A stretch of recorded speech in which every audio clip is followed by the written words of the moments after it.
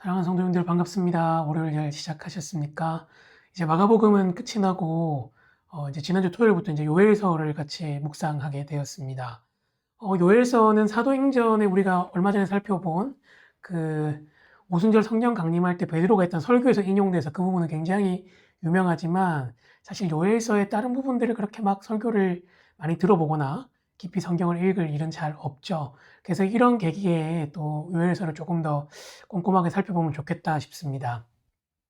요엘서의 가장 핵심적인 단어는 여호와의 날입니다. 하나님의 심판이 임할 것이라는 거, 그리고 그것이 메뚜기 때의 그 출몰로 인해서 그것을 징표로 삼고 이후에 하나님께서 이스라엘 백성들의 죄악들을 보시고 그들을 심판하고 회복시키실 것들에 대한 이야기를 담고 있습니다. 근데 이제 특이하게 이 요엘서는 배경에 대한 이야기가 많이 나와 있지 않습니다. 그래서 학자들끼리는 굉장히 이견이 많아요. 이게 어느 배경이다, 언제 쓰여졌다, 이런 게 이제 굉장히 많아서 어떤 구약학자는 선지서조의 굉장한 골칫거리라고 별명을 붙일 만큼 그렇게 조금 어렵기도 한 선지서인데요. 그럼에도 불구하고 우리에게 주는 교훈은 분명하기 때문에 우리가 요일서에 대한 깊은 얘기 다 할 수 없기 때문에 제가 개론에 대해서 필요한 것들은 밑에 이제 설명에다가 달아놓을 테니까 한번 찾아보시면 좋겠습니다. 오늘 여러분이 좀 살펴보고 싶은 구절은 요엘서 1장 13절입니다. 제사장들아 너희는 굵은 베옷을 동이고 슬피 울지어다. 제단에 수종드는 자들아 너희는 울지어다. 내 하나님께 수종드는 자들아 너희는 와서 굵은 베옷을 입고 밤이 새도록 누울지어다. 이는 소재와 전제를 너희 하나님의 성전에 드리지 못함이로다. 아멘. 이 1장을 보면 계속해서 이제 이것들, 그 이스라엘 백성들의 이제 몇몇 부류들을 부르면서 슬퍼할 것을 또는 회개할 것을 요청하고 있거든요. 주된 이유는 메뚜기가 와서 그들이 먹을 것들을 다 먹어버렸기 때문에 그 포도주를 마시던 사람들이나 또 아니면 농사를 짓던 사람들이나 특별히 그 농사의 소출물로 제사를 드리던 성전에 있던 사람들에게 다 이 상황들에 대해서 아파하고 회개할 것들을 얘기합니다. 그냥 단순히 메뚜기 떼가 와서 먹었다는 게 아니라 그것들을 통해서 하나님께서 우리에게 하시는 메시지를 보는 것이죠. 사실은 그냥 단순한 자연재해로 여기고 그냥 올해는 좀 운이 없었어, 올해는 메뚜기가 왔구나, 이렇게 해석할 수 있지만 요엘은 그 모습을 보고 그렇게 생각하지 않습니다. 하나님께서 그에게 주신 말씀을 따라서 이것이 단순한 그냥 자연재앙이 아니라 단순히 그냥 메뚜기 떼가 와서 쓸어 먹어버린 것이 아니라 구약에서 하나님께서 그들에게 미리 말씀하신 너희가 이런 재앙을 만났을 땐 이것을 생각해 보라는 그 말씀에 입각해서 이 현상을 해석하는 것이죠. 사실은 깨어있고 하나님의 그 말씀을 잘 유심히 보는 자들만 알 수 있는 것입니다. 그렇다고 해서 우리의 삶에서 일어나는 모든 재앙들을 다 어떤 죄나 이런 것으로 연결하고 하나님의 심판과 연결하는 것은 잘못된 거죠. 그렇게 해서 잘못하면 이제 율법주의로 빠지거나 하나님을 굉장히 두려운 분으로 보기 쉽습니다.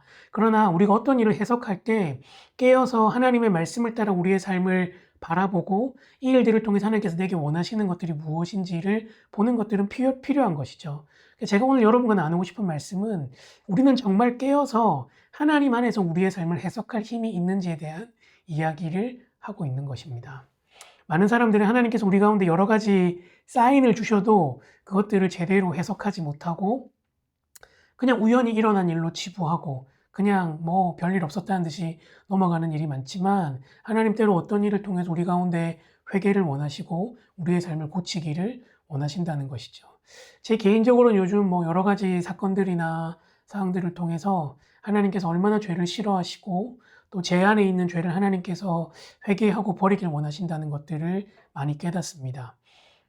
그래서 이제 지난 금요 기도회 때도 그런 이야기를 또 했고, 죄에 대한 이야기를 많이 하는데, 어떤 현상들이나 주변에 일어나는 일들을 볼 때, 하나님께서 우리에게 경각심을 주실 때는 반드시 그것들을 내어놓고 기도하는 것들이 필요합니다. 그래서 오늘 기도할 때 이렇게 기도했으면 좋겠어요. 하나님 오늘 다뤄주셔서 감사합니다. 우리가 영적으로 깨어서 늘 기도하게 하시고, 죄를 가볍게 여기지 않고, 회개하는 자가 되게 해달라고 기도했으면 좋겠습니다. 저와 여러분의 삶 가운데 있는 이 죄악들을 하나님께 가지고 가서 혹시 여러분 삶 가운데 하나님 어떤 사인을 주셨다면 철저하게 회개하고 하나님 앞에 우리의 삶을 드리면 좋겠고, 그 회개의 끝에 참된 기쁨과 즐거움이 있음을 기억하면서 기도했으면 좋겠는데요. 제이어스가 부른 여호와께 돌아가자 함께 들으면서 기도했으면 좋겠습니다. 기도하겠습니다.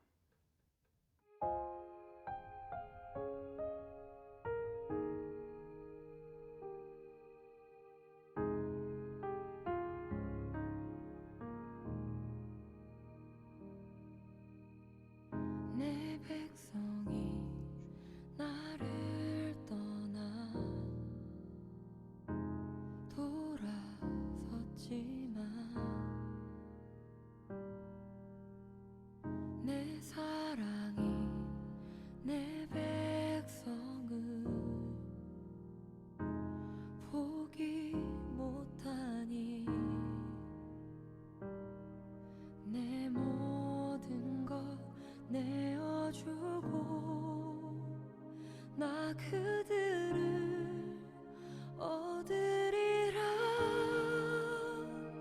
여호와께 돌아가자. 우린 돌아서도 그는 변치 않네. 여호와께 돌아가자. 우린 넘어져도 그 사랑 영원하네.